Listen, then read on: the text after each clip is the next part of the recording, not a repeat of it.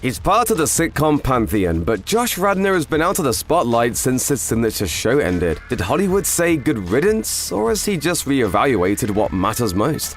Josh Radnor was blessed with that career-making big break that most up-and-coming actors can only dream of when he was cast as Ted Mosby on How I Met Your Mother. Before then, he'd mainly been a bit part player on a handful of various TV shows, but this success was a double-edged sword. With a resume like his, it was pretty much a guarantee that viewers would think of Radnor as Ted, and only Ted, for the foreseeable future. And no one would blame Radnor if he used his How I Met Your Mother momentum to play an endless series of lovelorn romantics. But as the show was ending, he decided that he wanted to run in the complete opposite direction, as he explained to People magazine in 2025. In some ways, I always ran things through a bit of a How I Met Your Mother algorithm in terms of, is this far away enough from the tone of the show? I was really looking for roles that just felt really different. Radnor maintained that approach to potential roles for years, which surely at least partly explains the struggle to find another hit. Nowadays, he doesn't run every script through his personal algorithm, though he still shies away from roles that remind him too much of Ted. When How I Met Your Mother ended in 2014, Radnor took a much-deserved break from TV for a couple of years. Then, in 2016, he began starring as Dr. Jed Foster on PBS's Mercy Street, a drama about medical professionals working to save soldiers' lives during the Civil War. It was a promising new direction for the actor, but despite some solid reviews, the show lasted only 2 seasons. Undaunted, Radnor gave TV another try in 2018 as the lead of NBC's musical drama Rise. He played a crusading teacher who takes over his high school's struggling drama program. But Rise was gone even faster than Mercy Street, lasting just a single 10-episode season. Since then, Radnor has gravitated more towards supporting roles, including the Emmy-nominated miniseries Fleischman is in Trouble. Radnor's most recent TV project was about as far away from Ted Mosby as possible. On Amazon's Hunters, he played a member of a clandestine organization that hunts down neo-Nazis in 1970s New York City. It's violent, but then also it has a comedy side to it, right? Yeah, it's kind of got everything in it. The show lasted for 2 seasons, from 2020 to 2023. Before How I Met Your Mother, Radnor had just one big screen credit, a tour guide in the 2001 spoof Not Another Teen Movie. And the stars haven't exactly aligned for him to become a major movie star since then. But he has been keeping himself busy in indie films, including 2013's Afternoon Delight, 2016's The Seeker, and 2018's Social Animals. These films haven't made a ton of money, but they've allowed Radnor to play a variety of parts and continually prove his worth as an actor. In 2023, he starred in the 1970s set period piece 3 Birthdays as the patriarch of a family trying to adapt to shifting cultural attitudes. He followed that up with All Happy Families as an actor whose struggles in the industry are only made worse by his brother's success. Then in 2025, he appeared in Ramona at Midlife, a drama about a single mother coming to terms with her former literary success and uncertain future. That same year, he also starred in the short film The Sacrifice, a dark comedy about a satanic cult and a backyard barbecue.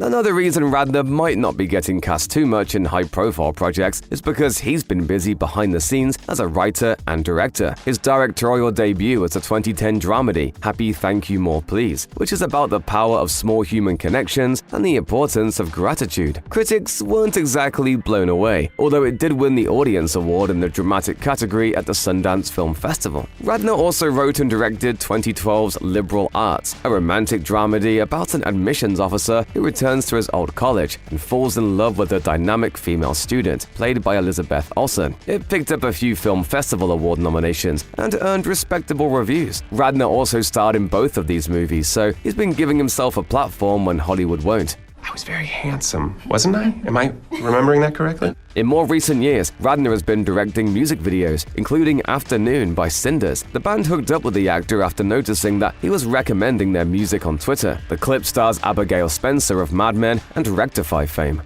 One big reason why Radnor hasn't been on the small screen all that much lately is because he's been more focused on live theater. After starring in a 2011 concert version of the musical She Loves Me, he was set to headline the full-fledged revival on Broadway, but had to drop out due to scheduling conflicts with his PBS show, Mercy Street. Despite that case of bad timing, Radnor has continued to be very active on the stage, including a Broadway production of the Pulitzer-winning Disgraced and stints in off-Broadway plays like White Rabbit, Red Rabbit and The Babylon Line. He also took his talents to Washington, D.C. to play Seymour in a 2018 Kennedy Center revival of Little Shop of Horrors. His most recent stage performance came in 2024's The Ally, an off-Broadway play about a liberal Jewish college professor who's asked to sign a petition that mentions the Israel-Palestine conflict. I think that there's some gratitude that there's a play that's holding all these contradictions and parallel narratives. When you take a peek behind the scenes, it's clear that Radnor has also been busy tending to his personal life. In 2007, he met actor Lindsay Price on the set of How I Met Your Mother, and they soon struck up a romance, although they split up after just about a year of dating. He was also linked with Twilight actor Julia Jones, but that relationship ended fairly quickly as well. In 2016, he started dating Minka Kelly, though that reportedly only lasted for 3 months. But as of January 2024, Radnor's relationship status is a much more settled matter,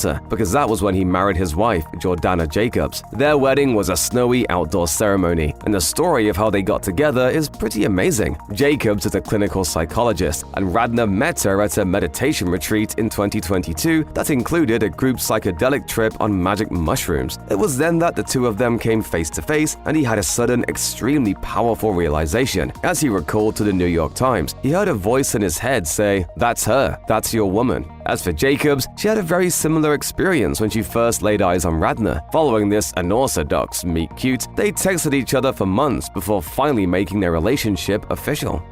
Radnor isn't just an indie filmmaker, he's also an indie musician. Sometime in the mid-2000s, Australian singer-songwriter Ben Lee visited the set of How I Met Your Mother, and he and Radnor really hit it off. They started writing songs together, and eventually collaborated for an album of melly, folky pop rock. I picked up the guitar and he showed me everything I needed to know, and I had a teacher, and then songs just exploded out of me and I started becoming a musician. Dubbing themselves Naturally Enough, Radnor and Lee, they released their self-titled debut album in 2017. They played a lot of tour dates in support of the record, and to stop in Brazil in 2018 was so impactful that it inspired another record, 2020's Golden State. Since then, Radnor has released 2 full-length solo albums, Eulogy Volume 1 and Eulogy Volume 2. Radnor poured his heart and soul into the albums, which might explain why he wasn't really making any movies or TV shows around that time. Instead, he was busy writing his music and touring all across the country. His fans might miss seeing him on TV, but now there's a decent chance they can catch him in person with a guitar in his hands and a song in his heart.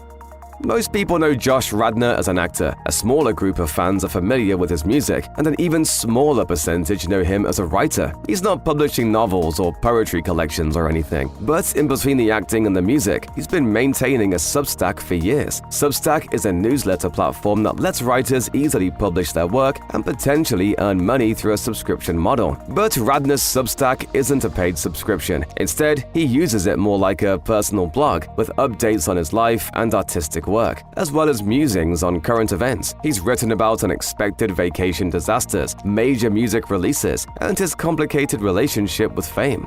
He might not get too many Hollywood offers these days, but Radnor is a star in the philanthropy world. In 2017, he and Ben Lee lent their musical talents to an event called Saved by a Story, which helped raise money for the Bard Prison Initiative, an organization that helps prisoners earn a bachelor's degree from Bard College while serving their sentences. Radnor has also used his acting to benefit others. In 2024, he performed alongside Casey Affleck, Jamie Hector, and Aubrey Plaza in a benefit production of Kenneth Lanigan's play, Lobby Heroes. Then in January 2025, he reunited with his How I Met Your Mother family for a charity concert. The event raised money for research into Jacobson syndrome, a genetic disorder that co-creator Craig Thomas's son was born with. How I Met Your Mother kept Radnor extremely busy during its 9-season run on CBS. Simply put, his schedule completely revolved around the show from 2005 to 2014. So it should be no surprise that in the years since, he's been dedicating more of his free time to his family. If you scroll through his Instagram, you'll discover that when he isn't working on a new artistic project, his focus is much closer to home. For example, in 2020, he adopted a Labradoodle puppy named Nelson, who soon became a star on his social media. I never understood dog people until I got a dog. Now that Radnor isn't constantly filming a popular sitcom, he can spend plenty of time with his pooch. He can also make sure that he attends family events like his nephew's high school graduation, with Nelson in tow, of course. If Radnor's showbiz career is slowing down because he's too busy with family, we certainly can't blame him.